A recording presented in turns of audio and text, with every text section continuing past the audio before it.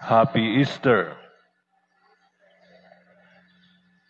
Amo ini iton pinaka-importante nga solemnidad para haaton nga mga Kristiyano, para haaton nga mga Katoliko, ang pagkabanhaw hanaton Ginoo Hesukristo. Now, dida iton mga pagbasa naton yan nga adlaw, iton pagkabanhaw, iga papahayag haaton, diri nga usa nga pagturunan, diri nga usa nga idea, diri nga usa nga mensahe, kundi usa nga hitabo, importante kaupay nga hitabo, nga nasaksihan in mga tao, nasaksihan ang mga tinunan. Didahan naton siya nga pagbasa, maghihimang raw hi Pedro ngadto kan Cornelio, usahan mga dako nga pagkatao nga hintil, nga iya gintatagan hin mensahe para han iya pag-aram mahitungod han pagtuo. Pero nasa ni Pedro, nagpapahayag hiya diri hin pagturunan, diri nga usa nga magturutdo, kundi usa nga saksi. Nga naniya ginistorya, amuan siring niya, pwede maaram ni Cornelio, pwede maaram ang damo nga mga tao. Siring niya, maaram kamuha na dagko importante nga mga paninabo, habugos nga tuna han Israel. Tikang han pagwali ni Juan, maaram kamo, mahitungod kan Jesus nga taga Nazaret, ngayon bubuha iya han Dios han Espiritu. Maaram liwat kamo nga ginpatay hiya, pinaagi han pagraysa ngan haiya han krus. Ngan nagimang raw hiya mahitungod han pagkabanhaw. Ginpatay hiya, kundi ginbanhaw hiya han Dios ay katulo kaadlaw. Kanwara hiya pag-istorya, mahitungod kun ano ang pagkabanhaw.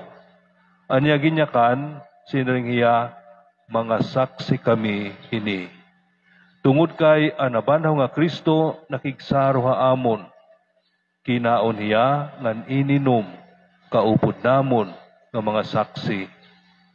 So an iya kinita, an iya na eksperyensyahan, amo an iya iginsusumat nga da kan Cornelio.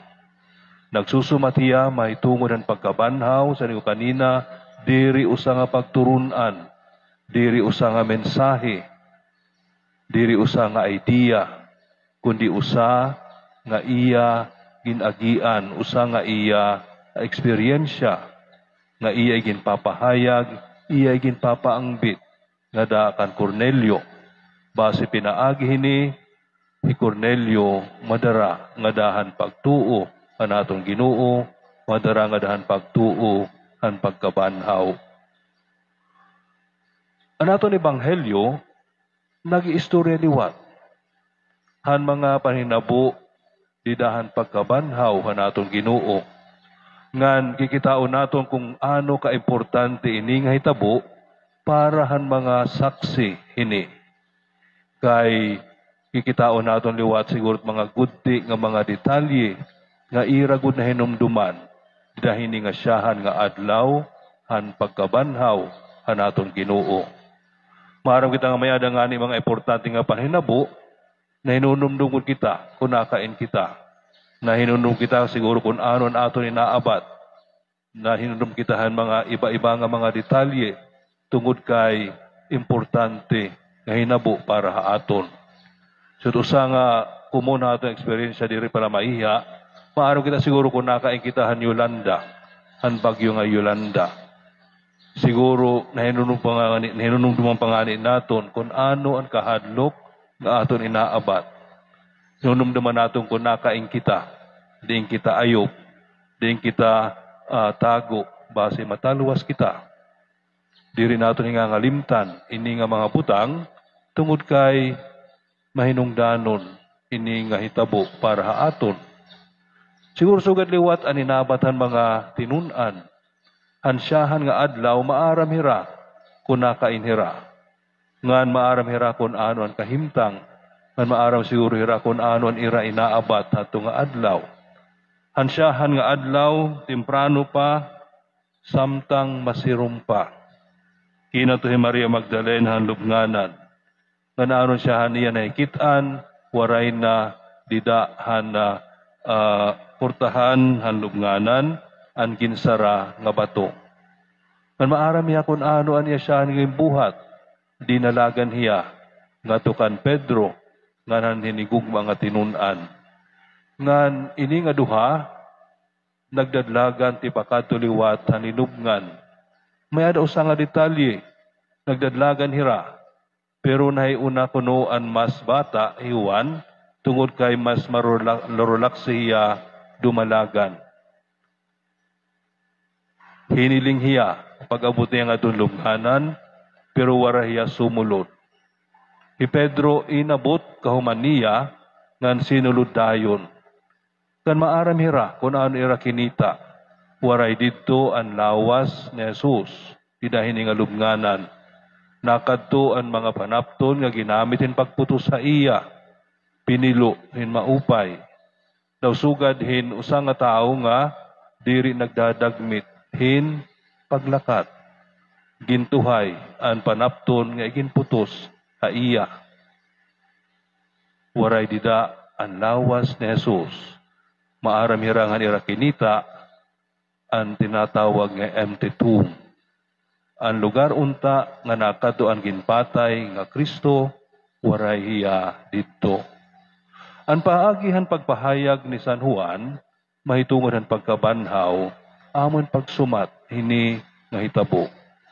Iginlaladawan ini, diri usa nga mensahe, diri usa nga pagturunan, kundi usa nga eksperyensya, han mga saksi, han aton Ginoo. Ngan magpapadayon ni rahin pagsumat hini, nga ira, eksperyensya, hini nga importante kaupay, nga hitabo, ang pagkabanhaw, han aton Ginoo. Ngan ini nga ira, padayon nga pag-istorya, mahitungod hini nga pagkabanhaw, kikitaon didahan pagkabag-uliwat, han ira kinabuhi. Makikita handa ko nga pagbabag-o, didahan ira kinabuhi, tungod han ira pagtuo, tungod han ira paginsaksi, ini nga pagkabanhaw. An Pedro, nga naatubang kang Cornelio, usa nga bag-una nga pagkatao. Tungod kay didahan pagdakpa kan Jesus, waray hiya, kuno inapartar hiya hanaton Ginoo. Nga nidahan pagpakian hiya iya kun kaupod hiya ni Jesus, nagdiwara hiya. Nga diri lang makausa, nagdiwara kuno hiya makatulo. Pero waan niya na Pedro didahiton atubangan ni Cornelio, nagsusumat han iya eksperyensya mahitungod kang Kristo.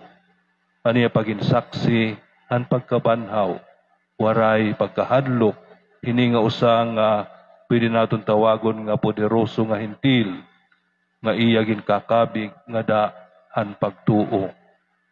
So usa nga pag-o nga Pedro, usa nga bago nga pagkatao, pinaagi han pagkabanhaw. Ngan maobserbahan laton liwat ini den ebanghelyo, ang papel ni Maria Magdalena, usa nga babae nga diri didahan susidad nga Hudiyo, diri hiya tutuuron, diri hiya pamamatian, pero hiya ansyahan nga naging tagapagpasamwak han maupay nga sumat han pagkabanhaw.